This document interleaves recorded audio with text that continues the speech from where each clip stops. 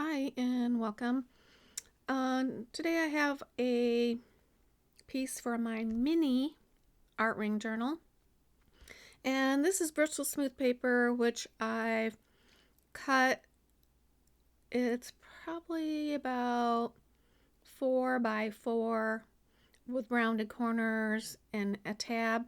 I designed that on my Cricut and cut it out, and so the tabs kind of go high to low, like they do in a planner. Anyway, so I'm using the moon mask stencil from Tim Holtz, and so I'm using the first piece is to just protect your background area, and I'm starting with pumice stone.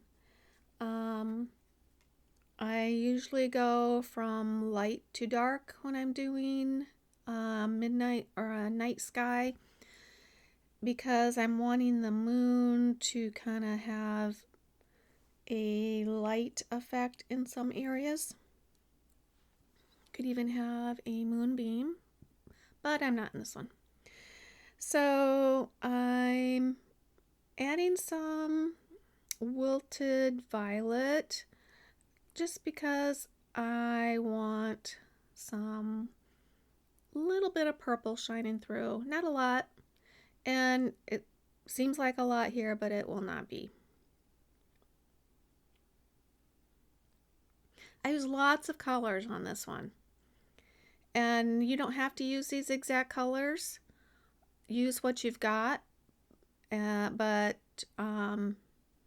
maybe you can take some of the thoughts, like going from light to dark. If you wanted this to be a Halloween piece, I love doing moon mask on Halloween. And I've done all purple. I've done like grays to browns and black. So whatever it is you're wanting it to look like. So I've pulled out 3 of my blues, and I'm starting with the lightest one, which is Stormy Sky. The next one is Faded Jeans. So I'm getting darker and darker and just trying to stay a little farther out each time. Because this is such a small little piece, I really should have been using my smaller blending tools, and that's a note for next time, because as I add the last dark color, it's one of those domed blending brushes, and plus the ink pad's pretty wet, and so it just kind of goes in farther than what I really had planned. But that's the way it goes, and I think I save it. My night sky is a little darker than maybe I had originally planned, but that's okay.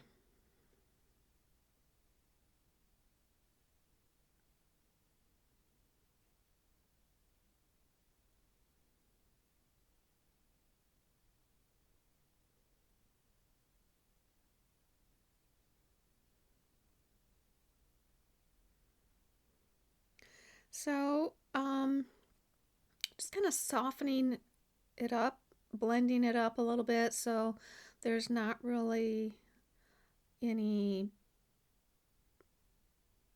obvious color stops. I mean, you can still see them here, but near the end it gets better.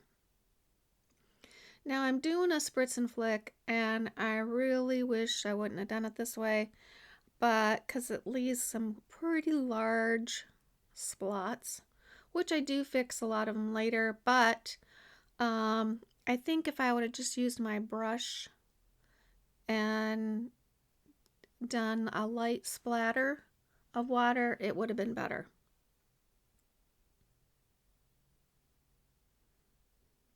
See, I use my brush now and I get a lot of little splatter. So I kind of wish I would have done that the whole way. I do add and cover up some of those, not completely, but I soften a lot of those splatters so they're not in your face so much. But it does make an interesting night sky. Like it could be snowflakes falling at night that you don't see very well. So you thought I was going to leave a white moon, huh? But no, we recently had a golden moon here, and they're just so pretty, especially if you're down at the beach in the sunset and it's shining on the moon, shining on the clouds and the moon. It just can be gorgeous. So I'm using some golden colors. I started with fossilized amber, and I did a little bit of antique linen, and then I'm adding a little wild honey, and then I'm going to add a face to the moon. And the Tim Holtz stencil set, there's 3 different sizes, by the way. Each size comes with its inner stencil to put all the craters and everything, or the face on the moon. And so I don't want it real dark, so I'm going in with a very light touch of rusty hinge. You could make it real dark, because I have seen moons like that where the craters are real dark, but yet it's like a golden moon. Now, so I've got the rusty hinge done, but I still think I need to add a little more golden hues. So I come back in with my fossilized amber, just going to the edges and leaving a little bit of lightness, but a lot more gold. And I think adding the additional fossilized amber just set that moon to glow. So I do come back in with some of the, what is that, wilted violet. I can't remember what it's called. I'm drawing a blank. Yeah, wilted violet. And just reinforcing that. I will come back and add some more blues just to kind of cover up the water spots, but I'm going to do that a little later. First, I'm going to add some stamping. I have this little stamp. It's from the field notes, and I just usually like to put a number or something on the tab. And so I'm going to do that prior to the rest of my stamping, because the rest of it's going to be embossed, and I don't want to have to try to stamp over something that's embossed in case it comes out that far.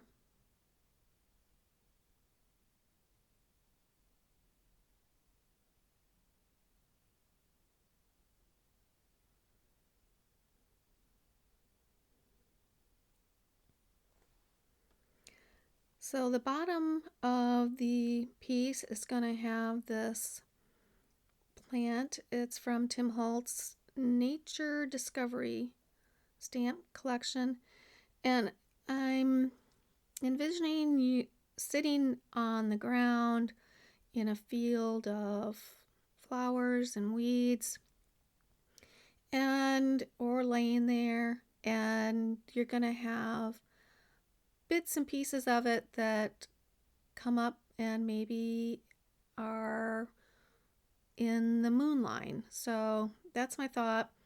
I want to make sure it's completely dry because I'm going to be adding embossing powder, and so your piece needs to be completely dry.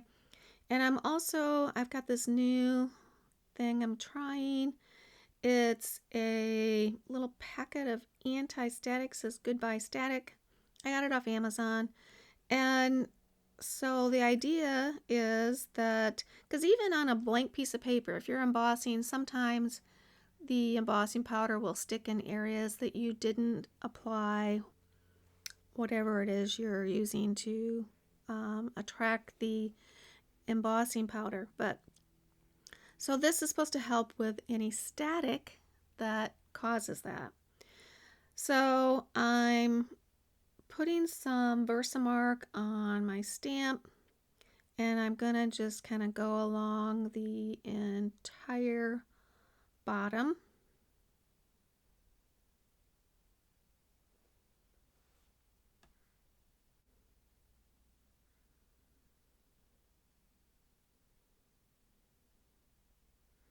And as I said before, I'm gonna have a few of them, just a couple, go up and actually breach the circle of the moon. And actually, I think it makes the moon pop out more. Maybe it's just in my head, but to me it did.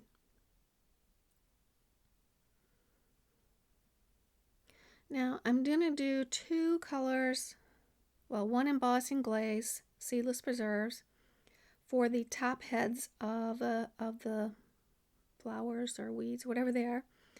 And then I'm going to do the body in black.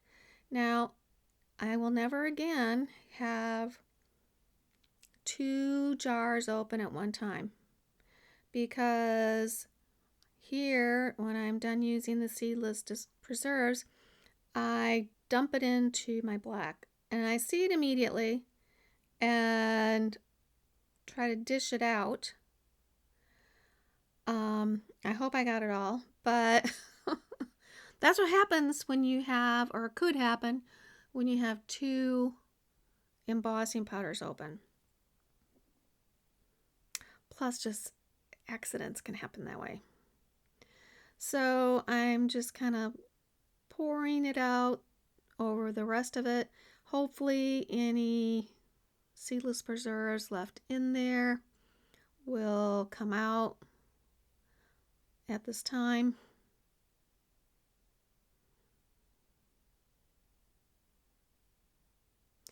And you'll notice that to the very left of the piece there, I really should have stamped another one coming to the left, because it just looks like there should be something else there.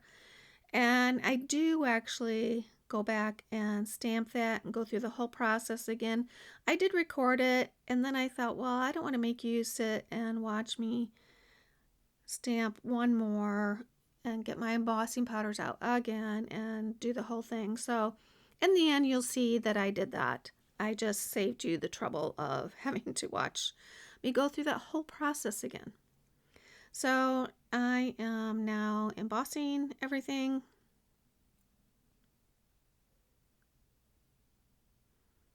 The black just looks so shiny and great. And then you can wipe off anything that was stray, because once it's on there, it's on there.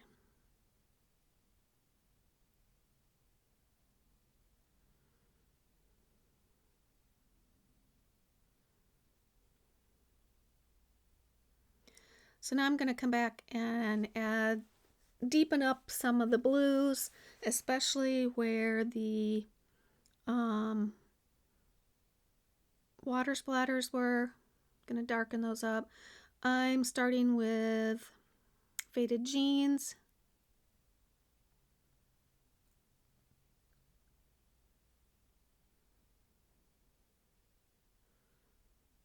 So yeah, I really wasn't wanting my night sky to be quite this dark, but actually I'm really liking it.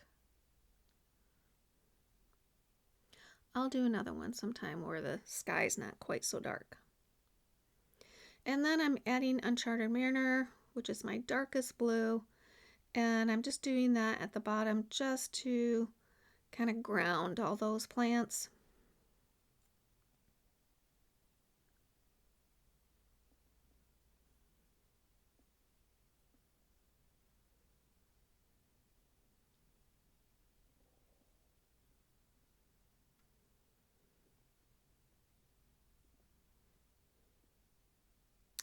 And then I'm gonna come in the edges with some scorched timber.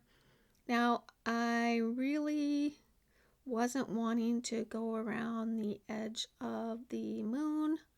I wanted the moon to look like it kind of went off into space, but right there, I did it by mistake, but I didn't do the others.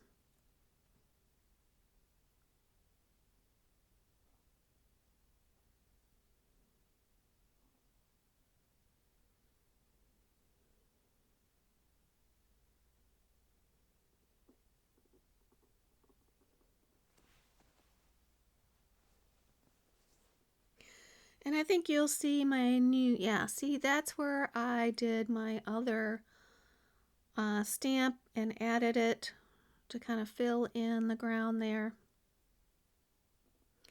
And I thought, you know, sometimes you'll see people put birds coming over the moon or bats. And I do have a stencil that would have worked, but I thought I really don't want this to be spooky at all. And so I thought, what else could be in the sky? And definitely moths fly around at night. And so I decided to just stamp a moth at like it's exiting the vision there. And so I'm just doing a portion of the moth. And I had to be careful because this moth actually has a label underneath it. So I had to make sure that I wiped off any ink that got on that label. And so it would be kind of funny to see a moth flying around with its name underneath. That's not how it happens. So I stamp that in StazOn Ink, and then I'm just going to fill it in with some of the wilted violet just to give it a little bit of color. I don't want it to stand out. I just want it to, maybe you didn't even see it in the first view, and then all of a sudden, oh, there's a moth there. So I really don't want it to draw the eye. I want it to just be there, kind of in the background.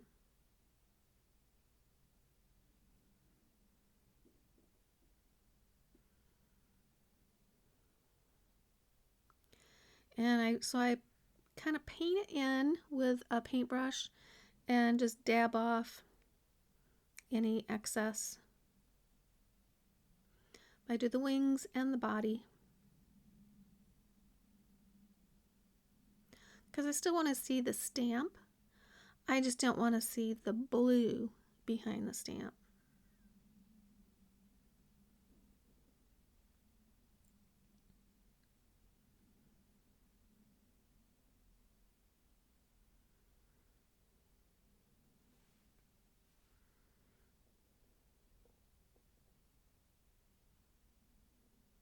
I just thought of what I could have done, and I might do it to it afterwards.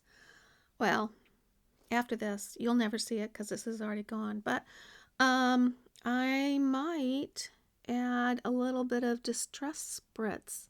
I have it in purple onto the moth. We'll see, maybe. Okay, so the last thing I'm going to do is punch a hole for my eyelet. This is for a ring journal. If you haven't subscribed yet, I invite you to. I'd love to have you along for the ride. If you like this video, please give me a thumbs up. It helps my ratings. And either way, I hope you have an awesome day. I have some final pictures coming up, so stay tuned for those. And I'll see you next time.